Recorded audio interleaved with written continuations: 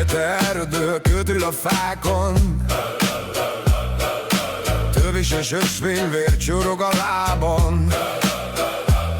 Nem hétköznapi arcok az árnyból, se szörny több annál bárhol. Rejtett tisztáson kőbe mart körben,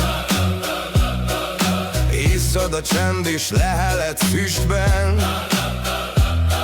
Éjfél a mester, hajnal a jelük, testük a páncél, lelkük a fegyverük. Ez a fekete erdő legendája, hol edződik szív és akarat vágya. Önfegyelem tűz, ami bennük lángol, innen indul annyi harc, annyi távolra.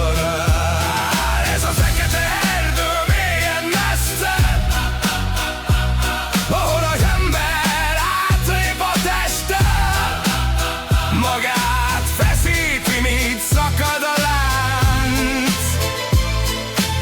Innen ered minden ősi tánc. Botjáték penge, nyílvessző sziszen, csupasz szökölben, mennydörgés hiszen. Nem kérnek tapsot, nincs rájuk térkép, csak azt talál rá, ki önmagát tép szét. Tízezredik ismétlés, csonti kapó hőség, kudarc az evényük, benne fő a bölcsesség.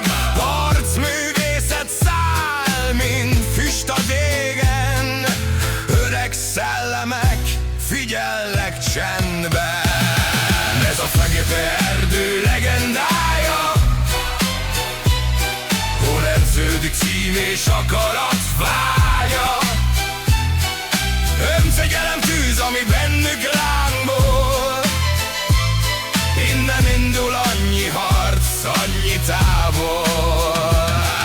Ez a fekete erdő mélyen messze,